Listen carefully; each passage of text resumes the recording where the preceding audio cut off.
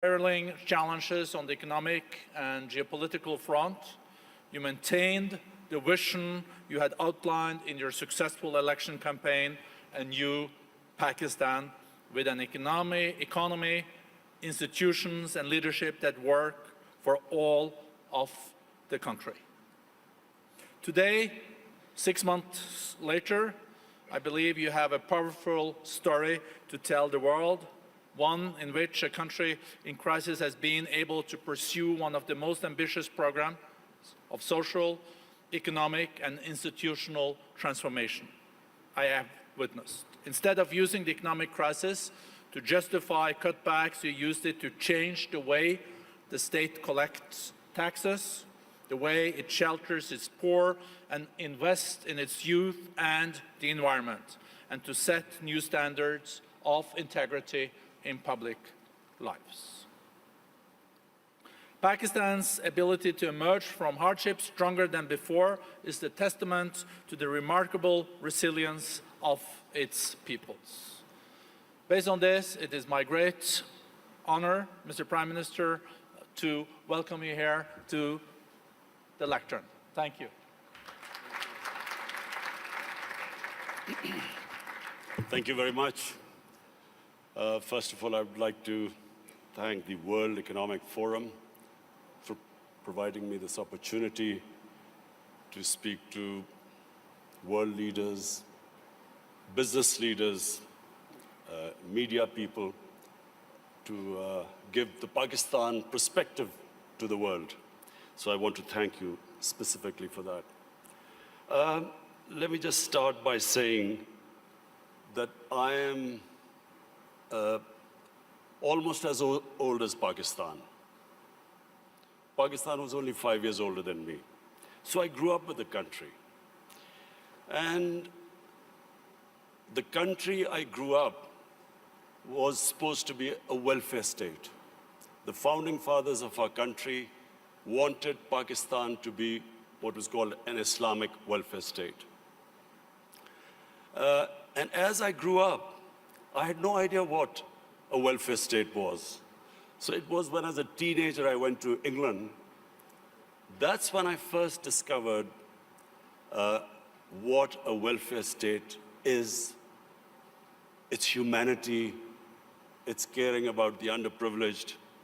And so from then onwards, I always thought that if I ever got the opportunity, I would always want my country to be a welfare state.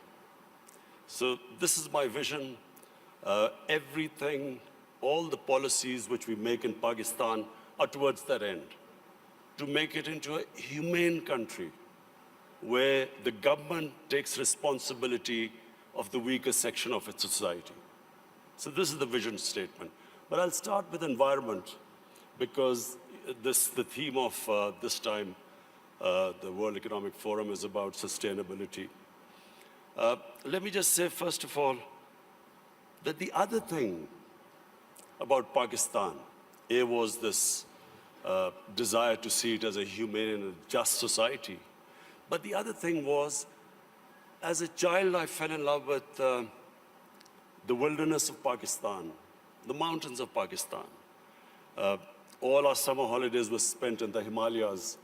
And so from that time onwards, what I loved about Pakistan was its wilderness, its mountains. And so, as with age I saw these mountains, this wilderness disappearing, and especially the way we destroyed our forest cover, I always resolved the second thing, that if I ever got the opportunity, I would make sure that we preserve this God-given beauty of our country. And we start a reforestation campaign. So in 2013, my party won an election in one of the provinces, which was the former northwestern western province called Pakhtunkhwa. And that's when we started one of the most ambitious campaigns to plant 1 billion trees in 4 years. And against all odds, we did it. No one expected it to happen, but we involved the local communities. We first made them understand how important trees were for the future. We made the people understand that Pakistan was very vulnerable to climate change. And we appealed to the people. We involved women in the mountainous areas to grow nurseries. And it became one of the most successful campaigns in our country's history of forestation. So we planted 1 billion trees. So when I became the Prime Minister, I resolved that we would plant 10 billion trees in Pakistan in the next 4 years. And this is now our objective. The experience we learned from the KP province, we are now using that experience to grow these nurseries, involve local communities, especially involve women, because they were very good in planting, developing and planting nurseries. So, why is it important for us to grow trees? For 2 reasons. One, as I mentioned, that Pakistan is vulnerable to global warming. Secondly, in our cities, pollution has become a silent killer. So unfortunately, there was no plan before, and our cities got very polluted, specifically Lahore, which had the pollution levels, like Delhi in India, rose high because for some reason, our planners removed 70% of the tree cover of Lahore in the last 10 years. Apart from the environmental aspect now, the third thing I realized, that you cannot make your economy grow unless and until there is peace and stability. Pakistan in the 80s became part of what was the Afghan Jihad. Pakistan became allied with the US to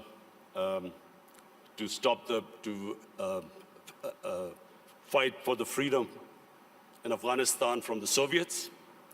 We had militant groups in Pakistan trained to do guerrilla activities in Afghanistan. Once that ended, once the Soviets left, we were left with the militant groups, and Pakistan suffered the consequences. First time ever we had militant groups in Pakistan. We had sectarian groups. We had this called the Kalashnikov culture. We had drugs coming into the country. And that was a watershed in Pakistan. Things started going wrong and as I repeat, for economy, you need stability. You need peace and order. So if you have armed militias in your country, that became one of the impediments on economic growth. Come 9/11, we again joined the US in its war on terror. This time, the same militant groups that were created, Pakistan was required to disarm them. So again, we went through this process. 70,000 Pakistanis died in it. And of course, what was hit was economic growth. And then the image of Pakistan, a dangerous place in the world. So when I assumed power, my government decided that from now onwards, Pakistan will only partner another country in peace. We would not become part of any other conflict. We would not join any country in its conflict. And since then, we have played our part. We have tried to ease tensions between Saudi Arabia and Iran. I also tried to, between the United States and Iran, we tried to do our part, play our part in easing tensions.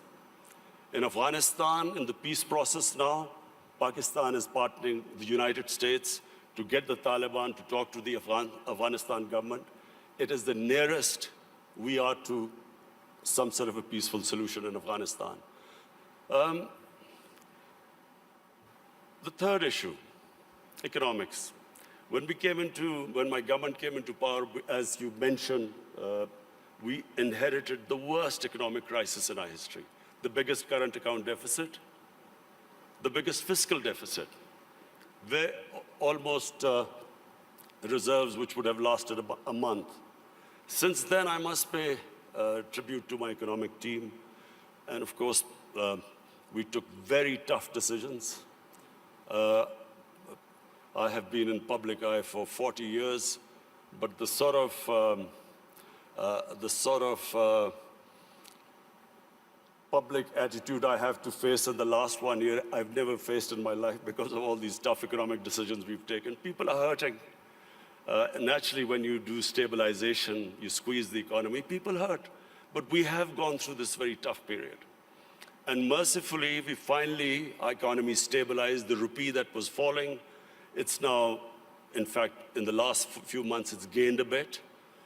Our stock market has gone up. Investment in Pakistan year to year has gone up by 200%. So things are we are in the right direction, although I have to say we still have a lot of hard work to do. This year now, we are looking towards economic growth. The idea is now so that we provide employment, bring in investment in Pakistan, create the conditions. And I'm happy to say that in 1 year, according to the World Bank, that index of ease of doing business, Pakistan went up 28 points in the ease of doing business. We were in the top 10 countries, which made the biggest improvement. What are the advantages of Pakistan? Number one is our population. We are 210 million people. 60% of Pakistanis are below the age of 30. This is the real strength of Pakistan. Unfortunately, we have neglected this young population because we did not concentrate on skill development, equipping them to employ themselves, become entrepreneurs, provide young people to the industry. But now we have started a program of skill development. We have partnered World Economic Forum in this, this program of Skill Gap, and we have laid a huge amount of money for startups, young people, encouraging them to start their own businesses. This is the first time we've done apprenticeship. We are encouraging industries now to employ young people. So this is really our big source. This is our big resource, which will, we hope, one day lift Pakistan. The other advantages Pakistan have, number one, is our mineral wealth. Sadly, untapped. Pakistan is sitting on one of the most precious gold and copper reserves. Unfortunately, we've had a few issues, so these reserves have remained untapped, but we have enough reserves that we can pay off all our foreign debt. We also have one of the largest coal reserves. We have rare earth minerals. We have unexplored gas reserves. So the whole government attention now is to develop these resources. We also have very fertile agricultural land. Unfortunately, the practices which we have done, we have not really explored this potential. Our productivity is one of the lowest. So for that, we have got help from China. China has been in the CPEC, what is this, the Pakistan-China economic corridor. We have in that got China to help us in developing the productivity of agriculture sector. And this is, I think, one area where Pakistan can make strides very quickly, because we do have fertile land. Unfortunately, as I said, our productivity is very low. And finally, my vision of Pakistan stems from its strategic location. Pakistan is strategically placed, probably one of the most fortunate positions in the world. On the one side is China, one of the fastest growing markets, and of course, closely allied to Pakistan. Then we have energy reserves in Central Asia. And the moment there's peace in Afghanistan, we then have access to all the markets in Central Asia. Then we have Iran, and hopefully if things settle down, Iran also, the more we trade with Iran, both countries will benefit. The biggest neighbor, second biggest neighbor is India. Unfortunately and sadly, the situation between India and Pakistan is not what it should have been. There are various reasons, and I won't go into it right now. This is not the right forum. But the moment Pakistan and Indian relationship becomes normal, trade starts between the two countries, then one can imagine the location, the strategic location of Pakistan with China on one side, India on one side, and then countries with excess energy on the western side. I am someone who believes that in Pakistan, the moment we get our governance right, that is the real issue. Sadly, our governance, in the past 30 years, the way our governance deteriorated, that was one of the biggest reasons that we have not been able to fulfill our potential as a country. The country has tremendous resources, young population, strategic located. All now, from now on, my government's biggest challenge now is how we can improve our state institutions, so we can improve our governance, so we can tap our potential. Thank you.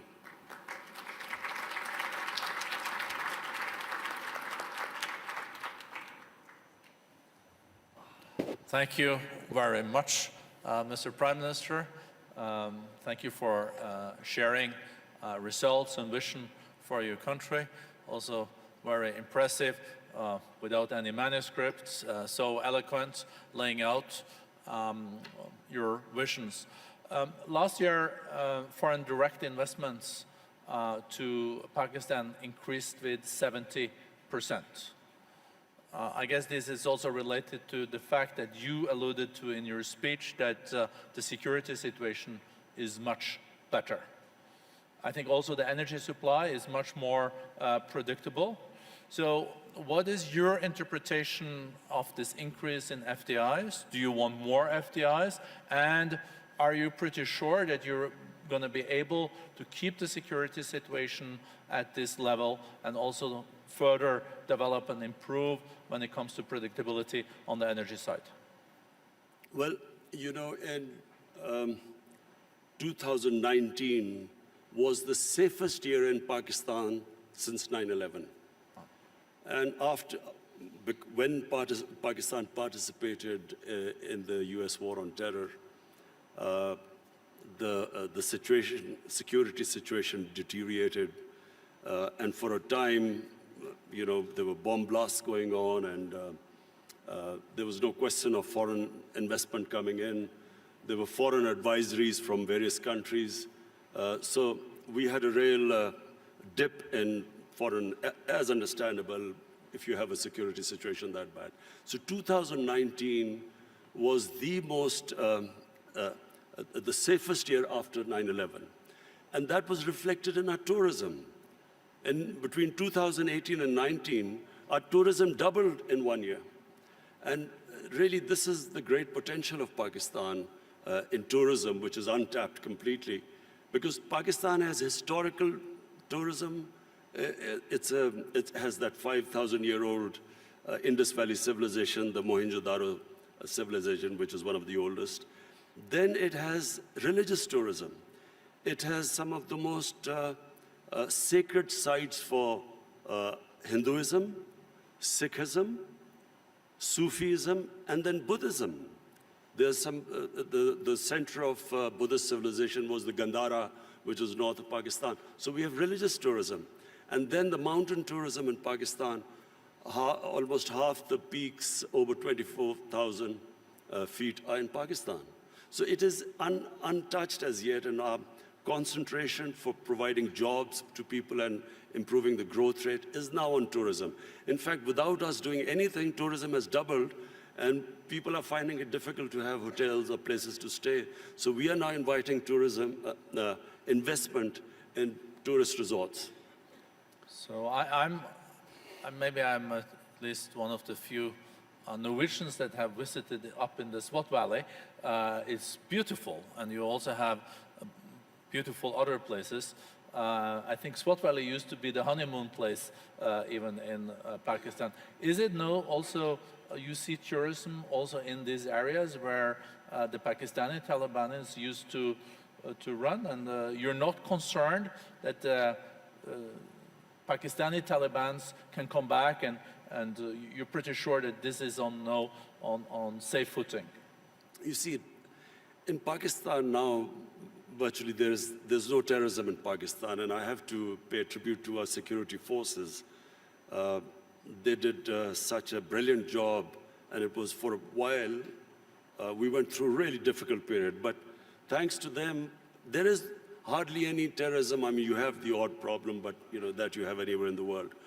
Problem now is we need peace in Afghanistan and stability. Whatever terrorism now comes into Pakistan every now and then is from Afghanistan. And that's why this peace process in Afghanistan is very important. The quicker Afghanistan settles this peace and stability, it's not just only good for Pakistan from the terrorism point of view, but also the connectivity to Central Asia, and which will benefit both Afghanistan and Pakistan. Are you, Mr. Prime Minister, optimistic that there can be a deal between Taliban and the government in Kabul? Americans are very much involved in this. You're also contributing. Is it possible this year? And do you think Taliban will also engage in a deal that will respect the rights of girls' education, women, and those areas where there have been progress in Afghanistan? Well, the first thing is that there has to be peace. And that can only happen if Taliban and the Afghan government, they sit together and there's a political settlement. That has to be the first step. Just my view, I do not think that, the saying that you only cross the river once. What was in 2001 is not going to be now the case if and when Taliban and the Afghan government come together, because so much has happened since then. So I think it would be a completely different scenario. But the most important thing right now, and it's not going to be easy, but it is the only option, that the Taliban and the Afghan government sit together. Whenever that happens, it will have turbulence, but it is the only way forward. There is not, and there never was, a military solution in Afghanistan. Mr. Prime Minister, as you also alluded to and mentioned, you have also initiated initiatives to have Saudis and Iranians de-escalating and trying to establish dialogues. You are able, as a nation, to have pretty good relations, both to Iran, Saudi Arabia, UAE, and other Gulf states. If you look at the escalation that we have seen lately, some people even talk about this Middle East being at an inflection point, and there is no way back, and there are those that are more optimistic that there will be a de-escalation. You will continue to contribute in that process, and how do you see that unfolding in the year to come after Americans killed General Soleimani and etc.? Is U.S. deterrence back in the region? Are you short-term, medium-term optimistic on de-escalation, or is this something that really keeps you up at night? Look, let me just, first of all, make a statement. I do not understand why countries go to resolve the differences through military conflicts. Because whenever, and this is just in our lifetime we've seen this, the moment you start a military conflict, you don't know where it is going to go. You can start a conflict, you don't know when it will finish. And then it has unintended consequences. So we have seen in front of our eyes Pakistan joining the US war on terror, and I was the one who was objecting to it. I was openly against it, and I thought Pakistan should have stayed neutral. It should not have become partisan. because Pakistan had nothing to do with 9/11. There were no Pakistanis involved. Al-Qaeda was in Afghanistan. And I remember then President Musharraf telling us, it's only a matter of a few weeks. So 70,000 people dead later, 10 years later, over $100 billion lost to the economy later, finally we realized we had made a mistake. And the US and Afghanistan, 18, 19 years of this war and $1 trillion down the drain. So I do not think this is a way to resolve issues. And the worst thing that could happen is if there's a conflict between Iran and the US and its allies, it'll be a disaster. It'll be a disaster for us, Pakistan, it'll be a disaster. It'll be a disaster for the developing world because the oil prices will shoot up. Already we are trying to barely manage our budgets and our current account situation. Suddenly everything will be offset. It'll cause poverty in the world. And God knows how long it will go on. So, we in Pakistan pray that this does not happen. We have tried our best. We've already talked to Saudi Arabia, Iran, the United States. I spoke to President Trump yesterday, and I told him that this would be a disaster for us if this war starts. Did he agree? He didn't say anything. You can share with us. It stay in this room. No, I'm serious. He didn't say anything. But I think I think he understood, because this would be, in my opinion, it'll be insanity, because just Afghanistan is still not resolved, and Iran would even be a bigger problem. Mr. Prime Minister, you also underlined, coming back to the more domestic opportunities and challenges in your country, this accelerator that we have agreed on skills and upskilling and reskilling between the World Economic Forum and Pakistan. I think there is a huge potential. I think the youth bulge, the youth of Pakistan is a huge opportunity. How important do you think education is in this context, and how do you look at the national curriculum and the madrasas and the importance of teaching world-class math and sciences? The tragedy of my country, because as I said, I grew up with my country, and in the 60s, Pakistan was the most exciting thing happening in Asia. It was the fastest growing country. We were moving fastest towards industrialization, our universities. I think your GDP was even higher than India's per capita, wasn't it? It's certainly, our industrial production was more than the 4 Asian tigers put together: Indonesia, Malaysia, Thailand, and Philippines. So it was, the fastest growing country. And we lost our way. One was ill-conceived nationalization, which stunted this industrial growth. We could have done what China did. They created wealth, and then they used the wealth to lift the bottom tier of the population. But just because the rich got richer, it didn't mean that we should have stopped this industrialization by nationalization. We should have just had a more equitable growth. But that was one where we went wrong. And secondly, we just did not pay enough attention to our education system. So we developed this 3-tier education system: English medium for an elite, then there was Urdu medium, which was for the masses, and then there was Dini madrasas. 3 parallel systems going. So what my government is now trying to do is to synthesize the system, get the core issue, the core syllabus should be the same for everyone, and give everyone equal opportunities. The education system actually created the differences, economic differences between people, because people could not go on to the higher class because they were not equipped by the education system. So this is what we are trying to do: change the flaws of education system by synthesizing it. Thank you very much, Prime Minister. I see that time is out. I would have liked to continue this conversation. I think we're all very impressed with the reform agenda. We're seeing economic growth is being back. We see the foreign direct investments are there. So thank you for sharing this with the community. Well, economic growth is still coming, hopefully this year.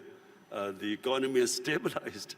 The growth is the second thing. As I said, I've never been insulted so much. Not insulted is not the word, but lacerated by the media, the way the media has attacked me because of the stabilization program.